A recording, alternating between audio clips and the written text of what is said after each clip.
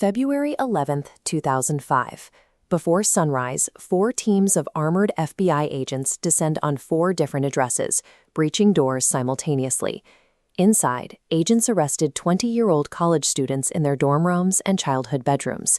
These students were the targets of a massive federal response because they had executed one of the most audacious heists in American history, walking away with a rare book collection valued at $12 million. They spent over a year scripting every second of their plan to leave no trace.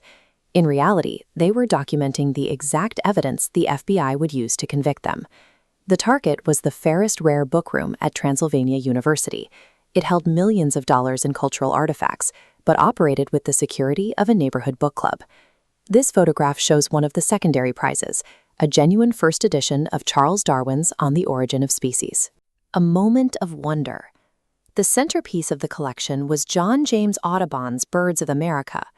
Look at the scale of this book. It's a double elephant folio, weighing over 40 pounds, with copies valued at $10 million. Despite the value of the collection, the room had no cameras, motion sensors, or alarms.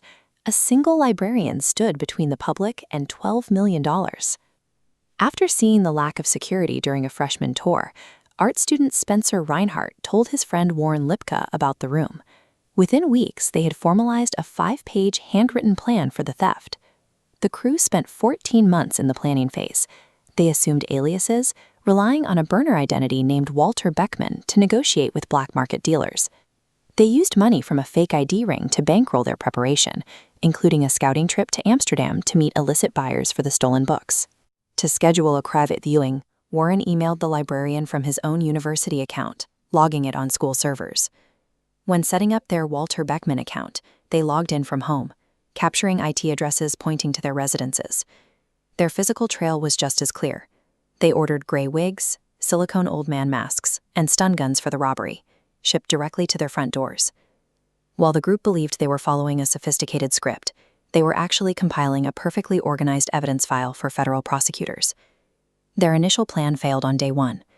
They aborted their first attempt because they hadn't realized the library would be full of students. Desperate to finish the job the next day, they scrapped the disguises and walked into the library, exposing their bare faces. Inside, reality hit. Their flea market taser was too weak to incapacitate the librarian. She fought back, wrestling the 20-year-olds across the floor. Even after subduing her, they hit a logistical wall. They grabbed the $10 million Audubon folio, unprepared for the physical weight of carrying a 40-pound book. Their arms gave out. They dropped the Audubon volume on a public staircase, abandoning it to flee with only the smaller Darwin manuscripts. Human resistance and the weight of the books instantly shattered their sanitized, movie-inspired plan.